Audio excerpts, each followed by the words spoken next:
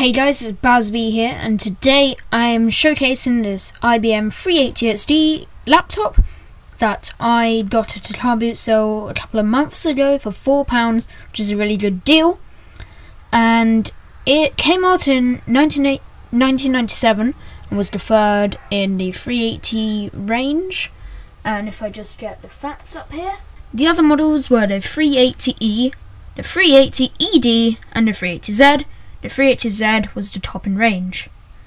Okay, so the 380XD introduced a 233 MHz Pentium processor with MMX technology and included 32 MB of RAM on the motherboard. My one has been upgraded to 64 MB, and it also included features such as a USB port, which is quite handy, and well, my 760XD doesn't have that. And it also has the ability to replace a hard drive, which the others didn't have. And it also has, instead of a 3.2 GB hard drive, you could upgrade it to 4 GB or 6.4 GB. And that's about it. And there was a 266 MHz processor upgrade. And I'll tell you the specs of the 380Z. Was the last model of the 380 series. It had a 300 MHz Pentium 2 processor. It had a 1024 by 768 stream resolution instead of the 800 by 600 one on this. And it also had high quality speakers with internal subwoofer. And that's about it. So let's look around. What's like, and if I just move this down, zoom in a bit, focus. Okay, so here you can see the power on button. There's the headphone, microphone port, plugs. This is the volume, and these are the two PCMCIe ports. And if you go on the back, you can see the external monitor port, parallel, that's for printer, a serial port. Here you've got USB, there's some power, and there's a mouse. And on this side, there's the CD drive, floppy disk drive, and the infrared fin for remote control or something. And of course at the front you've got the speakers. So also, obviously you can see the keyboard. It has that red dot in the middle of it. That is the mouse. You've got those two other buttons, left, right click. And you have a regular keyboard. The thing on this one is that it has a weird U key, like the uTorrent sign just there. I don't know if you can see it, and it's basically just a regular keyboard. And at the top, just over there, there is the general indication lights. Down there it says designed for Microsoft Windows NT, Windows 95, Intel Inside, Pentium processor, MMX technology. So that's about it on the front. And if I just turn it over, you can see general information. There's where the battery is, and that's about it on the outside. So now I will plug it in and turn it on. Okay, so now I have the computer plugged in, and you may notice there's a slight whining noise. I'm not sure what that is, probably the hard drive or something. Now I will switch it on. There we go. Wait for it to start up. You can see the indication lights turning on there. And let's just see. Put the screen in maximum brightness. See how bright it is for the camera.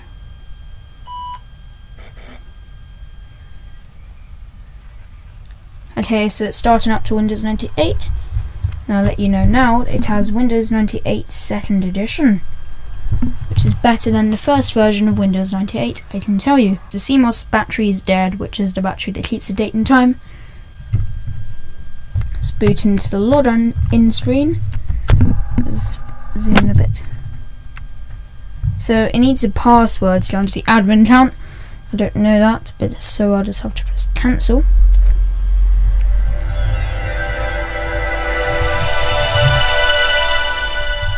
And of course you do get that absolutely lovely startup noise. Ah, I do love that. That sound is beautiful. Okay, so it's completely loaded now. And there's quite a few items on the desktop.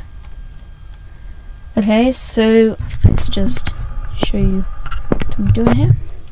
Okay, so I'm going to go to my computer and right click it to properties. And you can see that it is indeed,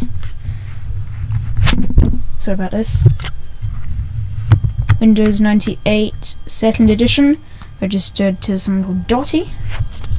It's got 64 megs of RAM, and if you go to Device Manager, note that there are a lot of devices that are unknown with an exclamation mark on it, and I have no idea why it's like that. Not sure what any of those devices are. Well, I know that the computer originally came with, well, because the seller had some network cards in it, but I didn't realise at the time that I should have asked them to include them with the laptop deal. And yeah, because if you're wondering what all that built-in wireless utility is, they had some built-in network cards. Not that I'd want to connect to the internet. It'd be nice to create a network between my 760XD and this computer. Okay, so there are actually quite a few things installed. I'm not going to go through the things on the desktop because they're just pretty standard things. If you go to programs, I'll just zoom in again.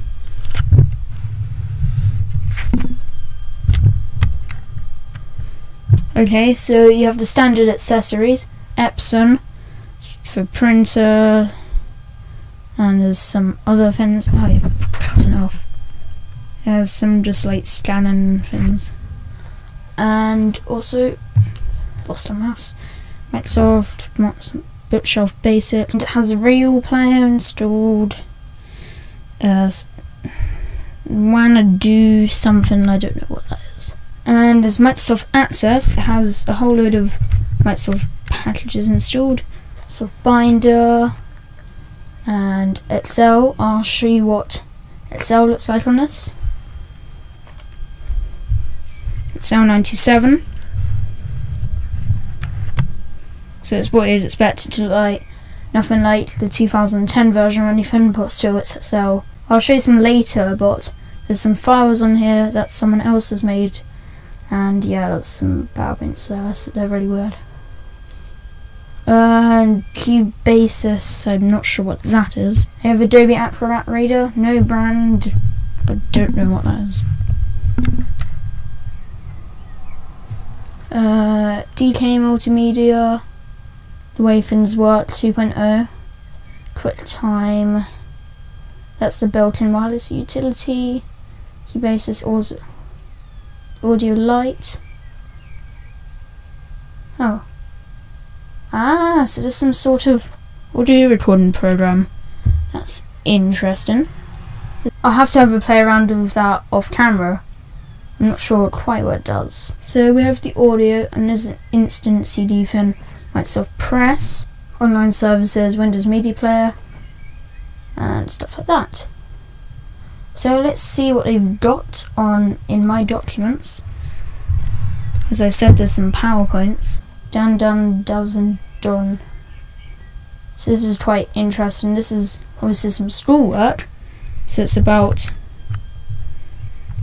William, whatever. Some English history for you by Amanda. Let's see what this is. This might be the one that has the sound effects. Yes, it is.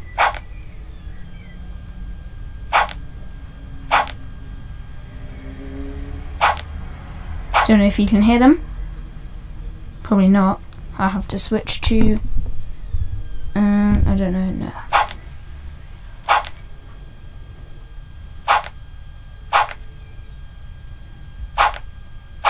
This is really weird. I'm not going to show you this.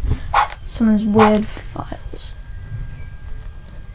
Don't know anything about that. There's some music files, but I obviously don't have the original, what should we call it, CD. And there's nothing in these. I've tried to open these, but they don't seem to play. Not sure. And it opens Windows Media Player. Let's turn up the sound. Well, the sound is on full. It doesn't seem to be doing anything.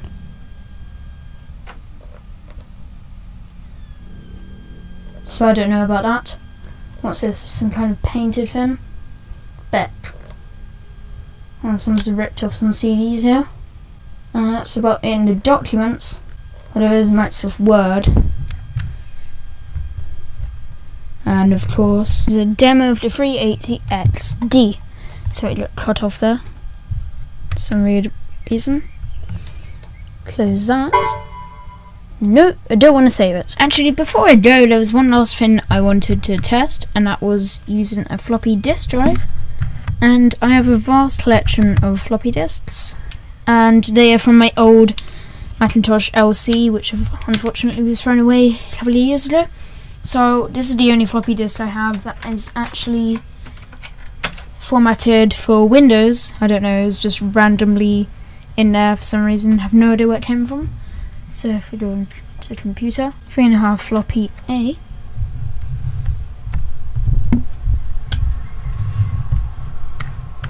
And that opened up there. And I have no idea what this is all about, but there is an Excel spreadsheet. Let that open. Okay, so now that's opened. It is, I'm not sure, it's about something about seats. Don't know, really weird. It's all in euros. I've got this kind of chart at the bottom. I have no idea what any of this is about. Average house, 84%. Well, I have no idea what that floppy disk is about. There's something wrong with the audio hardware on this computer, which is it can play the basic start up and shut down sounds, but there must be something wrong that has happened over the years. And shut it down, and I actually want to share with you the shutdown noise because it is absolutely beautiful. And go on to shutdown screen. Okay, let's shut it down. And there you have it. And now I really am leaving.